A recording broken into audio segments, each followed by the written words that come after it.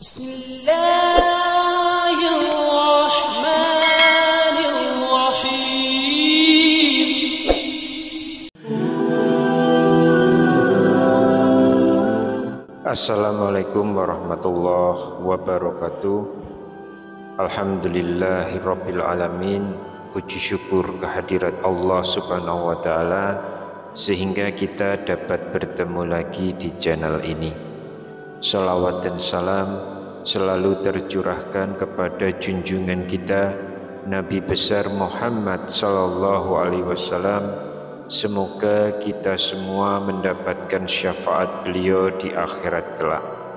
Allahumma salli ala sayyidina Muhammad wa ala ali sayyidina Muhammad. Semua yang ada di dunia ini tidak ada yang kebetulan. Semuanya adalah ketetapan Allah Subhanahu wa taala. Dan ketika video ini muncul di beranda YouTube-mu, maka itu adalah petunjuk dari Allah kepadamu.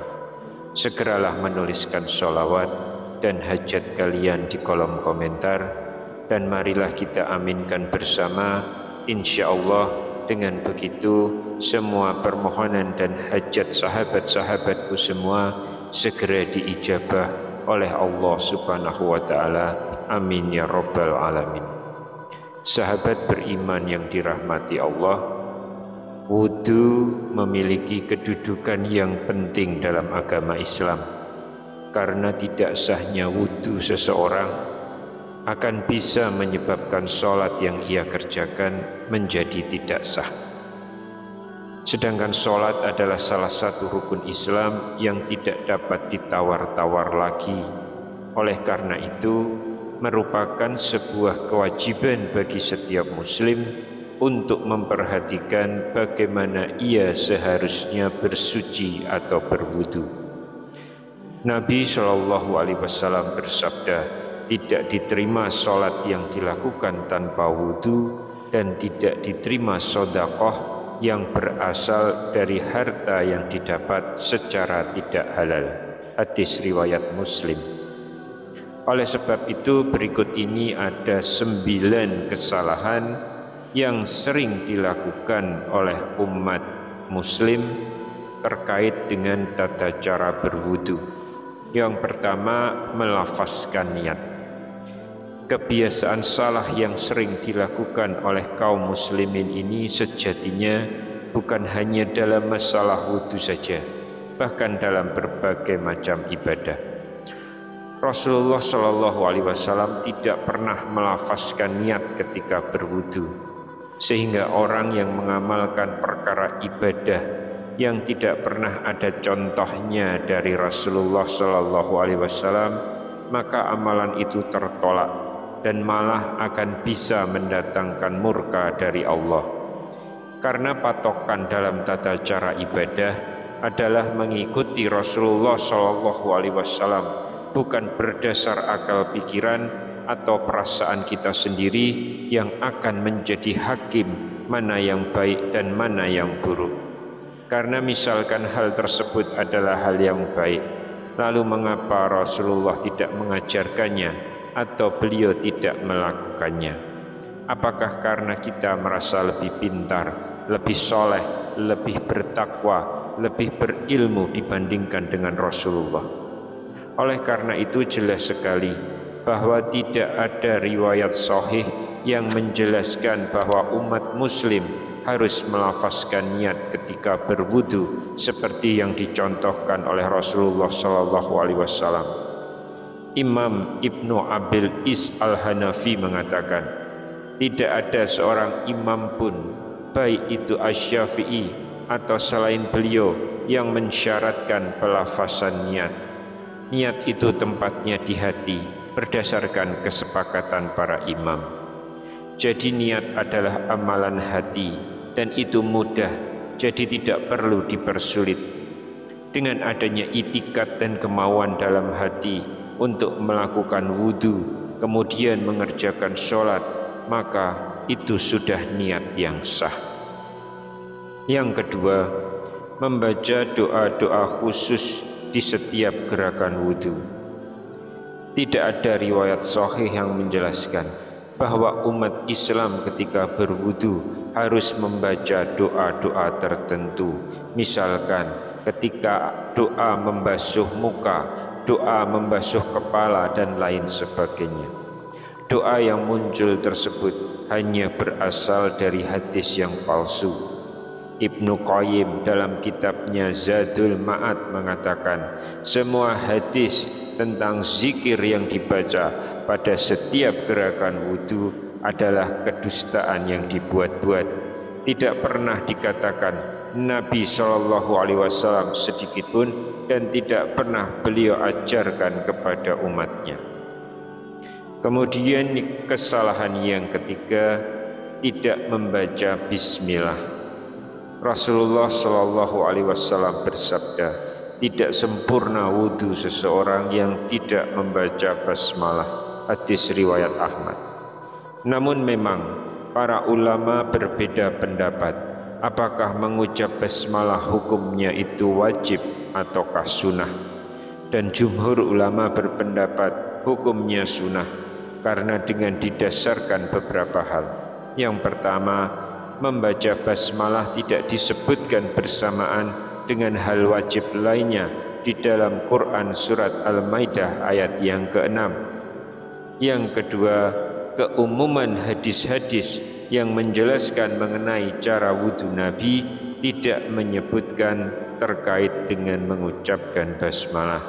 Namun meskipun demikian, baik beranggapan hukumnya sunnah atau wajib, meninggalkannya dengan sengaja tetap adalah sebuah kesalahan. Yang keempat, hanya berkumur tanpa istinsyak. Berkumur dan istinsyak atau memasukkan air ke hidung, padahal keduanya termasuk dalam gerakan membasuh wajah. Adapun yang sesuai sunnah adalah menyatukan antara berkumur-kumur dengan beristinsyak dalam satu kali cidukan, berdasarkan hadis Utsman bin Affan radhiyallahu anhu tentang tata cara berwudu. Dari Salamah bin Qais ia berkata, Rasulullah sallallahu alaihi wasallam bersabda, jika engkau berwudu maka masukkanlah air ke dalam hidung lalu dikeluarkan. Dan jika engkau beristinja dengan batu, maka lakukanlah dengan bilangan ganjil. Hadis riwayat Tirmizi. Dalam bab ini juga ada riwayat dari Utsman, Lakid bin Sabirah, Ibnu Abbas, Al-Miqdam bin Ma'di Karib, Wa'il bin Hujar, dan juga Abu Hurairah. Abu Isa berkata, hadis Salamah bin Qais derajatnya sahih. Lalu yang kelima, tidak membasuh kedua tangan sampai siku. Hal ini seringkali kita lihat pada orang yang berwudu dengan cepat, sehingga tidak memperhatikan bahwa sikunya tidak terbasuh. Allah telah berfirman, wahai orang-orang yang beriman, apabila kamu hendak melaksanakan sholat, maka basuhlah wajahmu dan tanganmu sampai ke siku, dan sapulah kepalamu, dan basuh kedua kakimu sampai ke kedua mata kaki.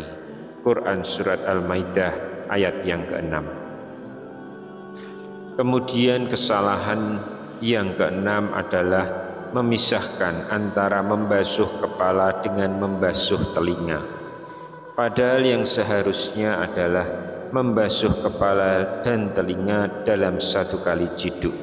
Dan ini hanya dilakukan satu kali, bukan 3 kali seperti pada anggota wudu yang lain. Hal ini didasarkan pada hadis dari Ibnu Abi Mulaikah. Pernah ditanya tentang wudu, maka ia menjawab, saya pernah melihat Utsman bin Abdirrahman At-Taimi ditanya tentang wudu, lalu dia meminta didatangkan air, kemudian berkumur 3 kali, beristinsyak 3 kali, membasuh wajahnya 3 kali, kemudian membasuh tangan kanannya 3 kali, dan membasuh tangan kirinya 3 kali, kemudian memasukkan tangannya ke air, lalu mengusap kepala dan telinganya. Dia membasuh bagian dalam dan bagian luarnya 1 kali, lalu membasuh kedua kakinya, kemudian berkata, "Mana orang-orang yang bertanya tentang wudu?